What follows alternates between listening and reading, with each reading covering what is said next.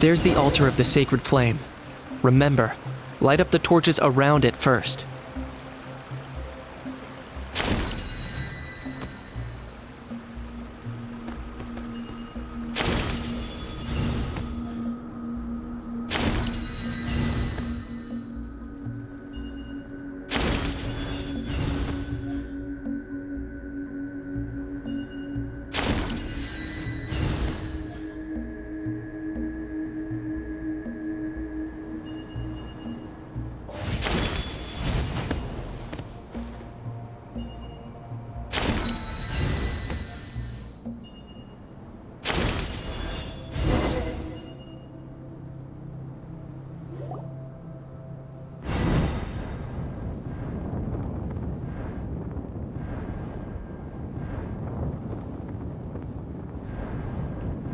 Woohoo! We've lit up the final altar!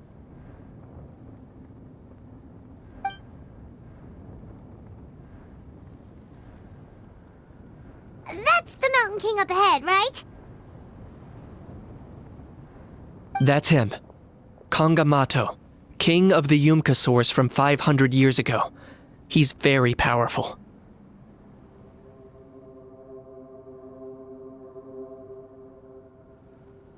Paimon can tell.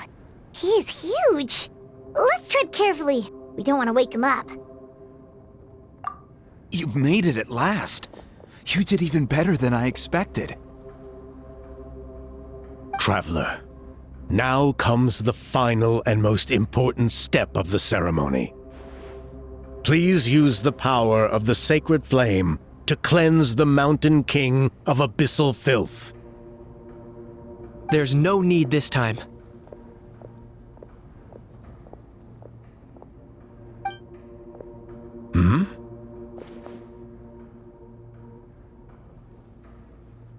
Such strong abyssal power. What is that thing?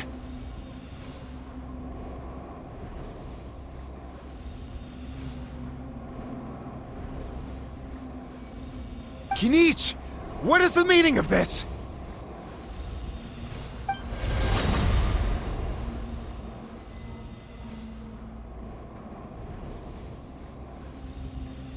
Is that a beastly rift? Chief Wayna, Elder Trinidad, this is about to get a little dangerous. You should step back. What do you think you're doing? Solving the Mountain King issue. You mean by having him torn to pieces by rift hounds? No, stop! We can't let that happen! Foolish Locust! Can't you see? We're trying to shove your Locust King into the beastly rift! But... I'm sorry, Chief Wayna and Elder Trinidad.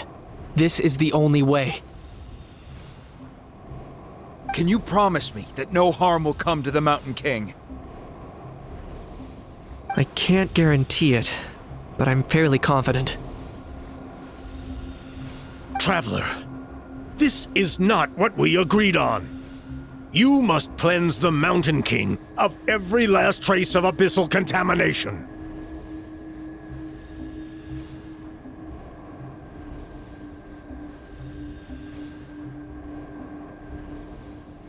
Okay, I see what this is. You've been in cahoots this whole time.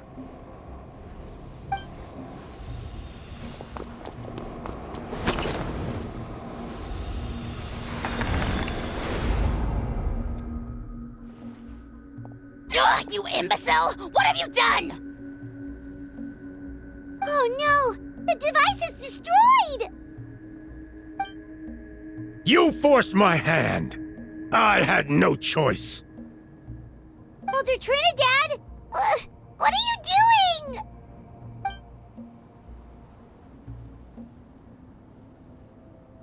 No! The Mountain King is waking up! He will cause even more casualties!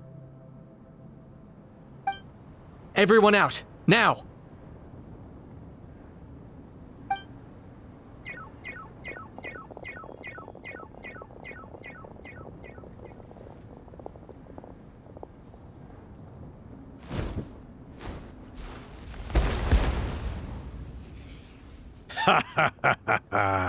It seems there is only one way to awaken you all from your willful blindness. More sacrifices must be made.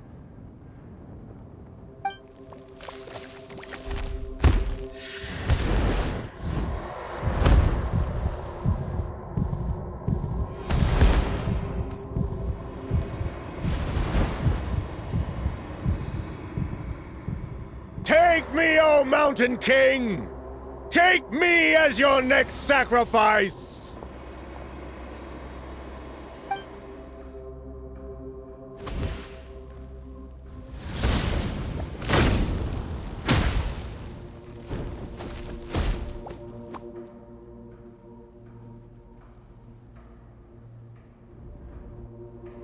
Everyone's still outside. We have to keep the Mountain King here. Give me a hand.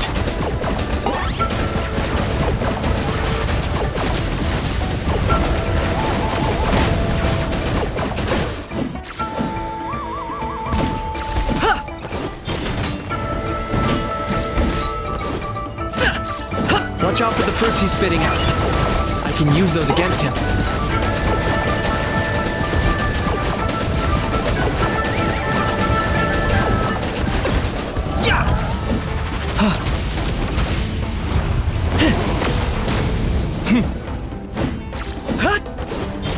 I got him cornered. Two can play at that game. Yeah! The show begins! Let the world come alive!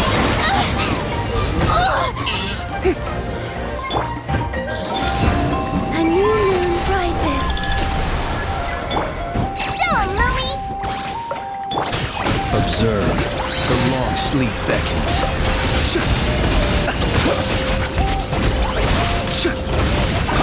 Close your eyes.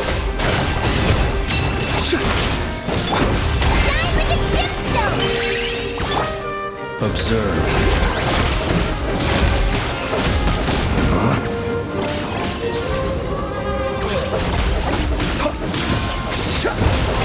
Close your eyes. Fear the dark. How brilliant! Sir.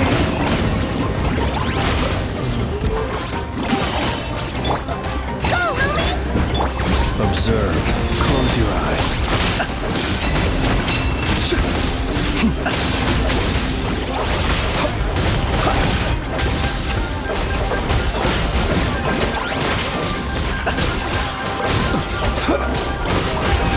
Observe. Be silent. Fear the dark.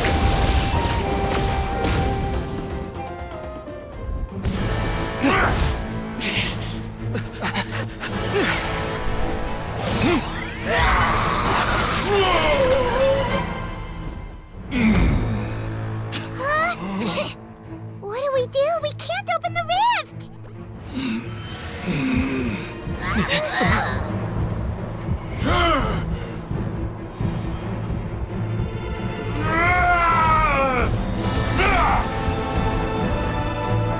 Kill me! Put an end! White's shame!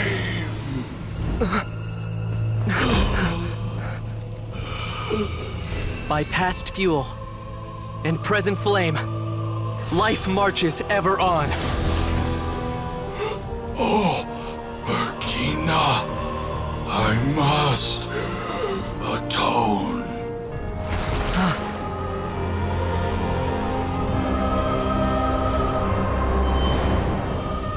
Patience. We will answer to the fire for all our deeds. Even if one day I fall behind, never look back. Keep moving forward, as we are now.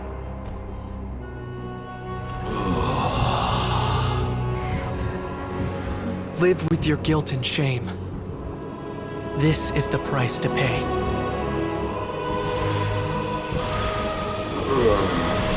Heir to the Turnfire, please use my ruined vessel to train the heroes of the future. The will of Kangamato will march ever on. till the abyss is stamped out.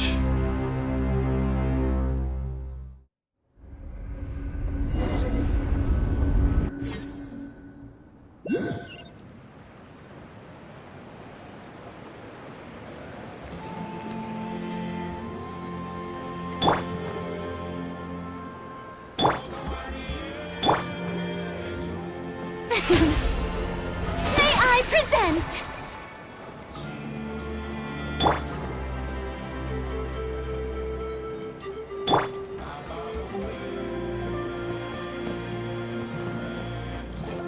Whew. Pretty eventful day yesterday, huh?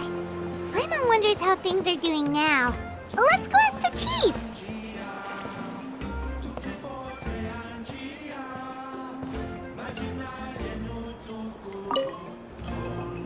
Traveler, you've come at just the right time. I have some good news for you. Trinidad's condition is stabilized. He suffered burns on much of his body, but we believe he'll survive. Guess that's the best news we could hope for. Paimon has to ask, is everyone in your tribe such a risk taker? First Kinich, then Elder Trinidad?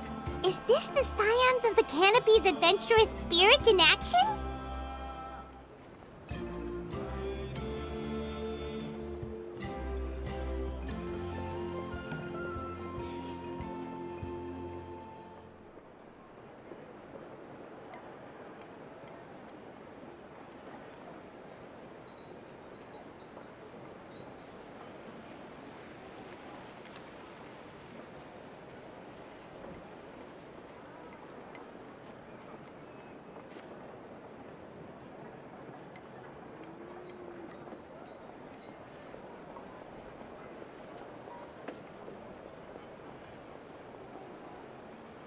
We're simply not afraid to charge ahead into the unknown.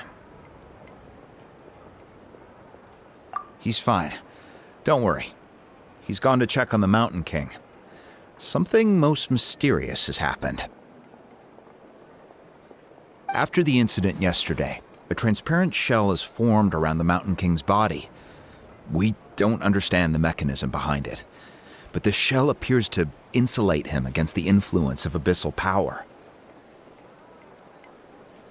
It is somewhat akin to a scab, in that it stops the abyssal energy within him from bleeding out, while also preventing further abyssal energy from seeping in and infecting him. We've never seen anything like it. The tribe's most senior elders believe it was caused when he was burned by the sacred flame, similar to the way burned wood becomes charcoal. I think their theory makes sense. After all, we've never thrown the Mountain King directly into the sacred flame before. Wow. So it's made a barrier against abyssal energy? That's a good thing, right? It's practically a miracle from what we've seen of it so far. It means that the Mountain King's level of abyssal energy is now stable. No longer will we need to perform an annual cleansing ceremony. Wow, that's amazing!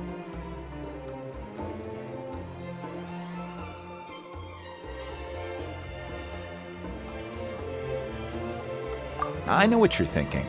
The young people in the tribe are already speculating that yesterday's ceremony was a Turnfire night like none other in our history.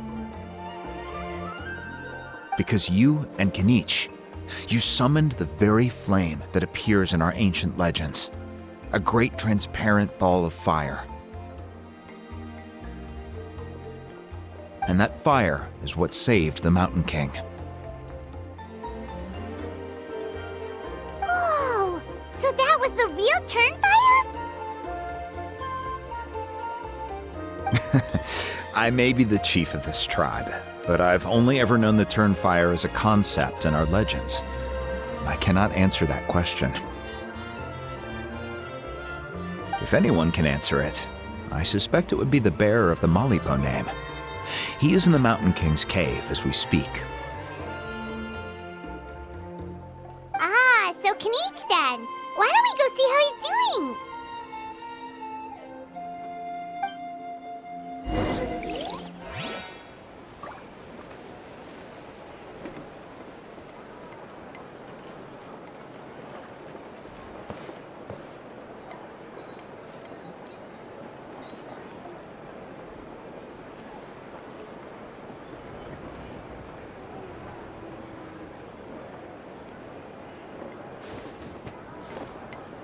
Oh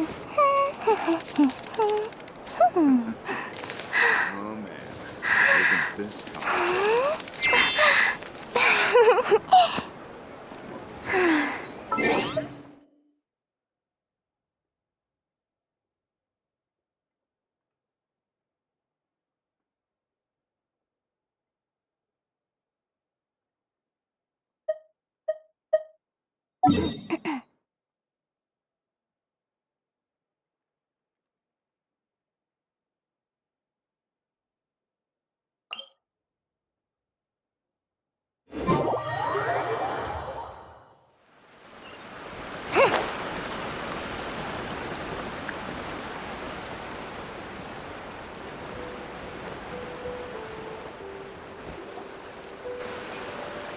Hey, Kniech!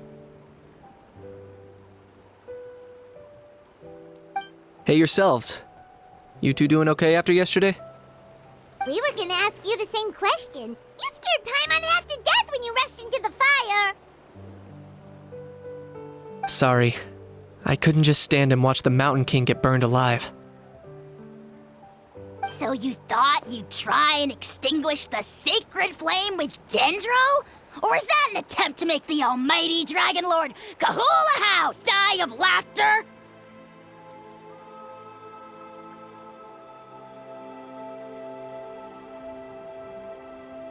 The sacred flame only possesses a fraction of the Pyro Archon's power. It's not as if I was fighting the Pyro Archon herself. Kniech, when you went into the flames, were you intending to, Intending to what?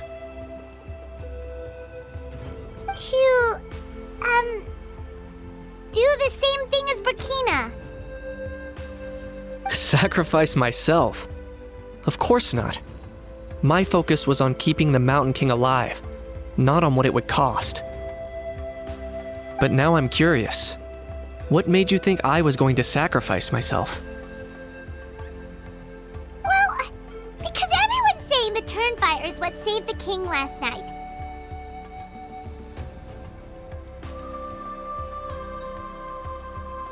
And Ponche's theory was that summoning the Turnfire is a tit-for-tat exchange, right? So, Paimon thought you decided to pay for it with your life.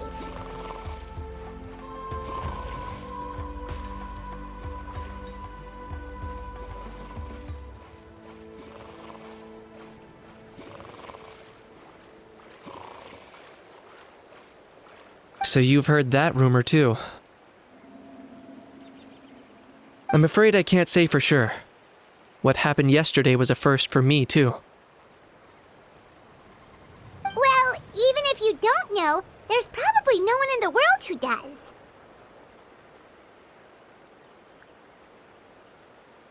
What I would say is, if that really was the power of the Turnfire, I'd sooner believe that the Mountain King summoned it himself. The Mountain King? Then what price did he pay? The core meaning of price is not atonement or compensation, but what you're willing to give up in order to obtain what you want. It's easy to die for your sins, much harder to live with the guilt and keep on going. In the end, the Mountain King chose the latter option, for Burkina and for the tribe. That's the price he paid. All right. So, how is the Mountain King doing now? Health-wise, there's nothing to worry about. He'll enter a fighting stance whenever we set foot in his territory. But his attacks are gentler now, and not as crazed as before. Like he said yesterday, he just intends to be a sparring partner for people to practice with. Yeah, I tried communicating with him again, but he didn't respond. We dare say that Locust King has well and truly lost its mind. The lights are on, but nobody is home. Its body remains fighting fit thanks to the perverse power of the Abyss, but time has been less kind to its soul. It was ground to a pulp long ago. But we saw him come back to his senses yesterday.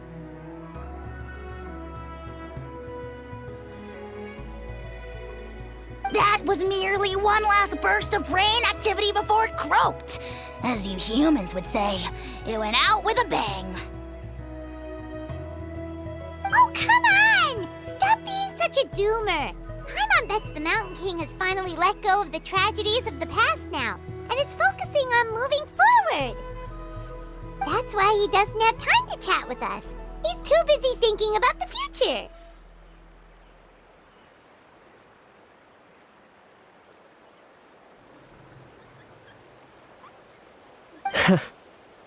Well, at least it means my fellow tribespeople can move forward now, too.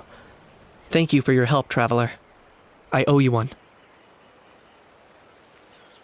Yeah, that's right. You caught Enjo for us, remember? But he ended up being completely useless. It's not a fair trade if you lost out. That's on him. It's not your fault he's useless. Besides, we're friends now. You don't owe us anything.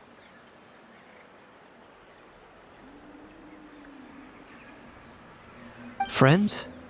But your friendship is an even more valuable gift. I can't in good conscience accept it for free. So promise me, if you need anything in the future, you'll come to me. For you, I'll do anything.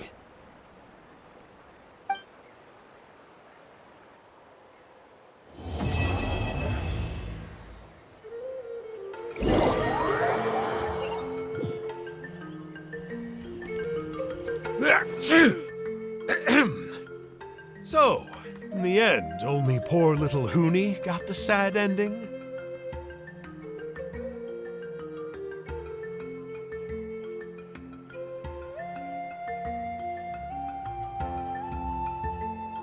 Yeah, everyone's happy except me.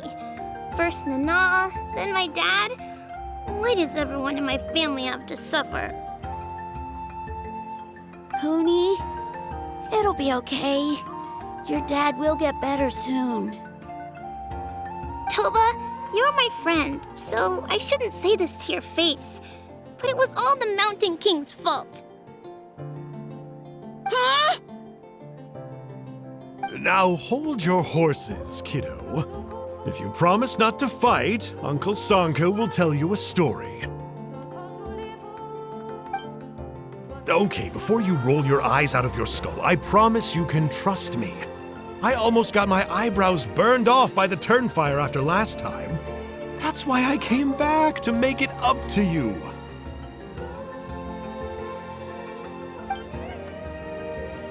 All right, we'll just get to the point. Do you know what Uncle Sanka loves the most about your people? What? Your extreme sports. Huh? On my first day here, I got hit by someone falling out of the sky. I believe you call it bungee jumping? It's a dangerous sport, to be sure, but the courage it took to make the jump impressed the heck out of me. So, I introduced myself to the jumper, we made friends, and I even helped treat her wounds. Oh, such a nice friend. Of course. Anyway, the good times didn't last, because I got captured by a powerful foe, so we had to part ways for a while. In the hands of the enemy, I was scorned, scolded, and nearly given away as a gift. Oh, it was so humiliating. A horrible experience to look back on. Why does Uncle Sanka always have to suffer, I thought. So I feel your pain, Huni. I was in the same position. But in the end, I made it through, and I left all of those painful memories in the past. I even managed to reunite with my friend. Is that it? The moral of the story is to look forward in life, right? Yeah, we've heard that one millions of times. Sorry, Uncle Sanka, but you're not cut out to be a teacher. Very smart, Huni, but not quite smart enough. What I'm trying to tell you is that after I reunited with my friend, I found her injuries were all healed, but she really missed her family. So, I thought you might like to see her too. She's right behind you. Turn around and see. Another trick about not turning back? I'm not falling for that one again.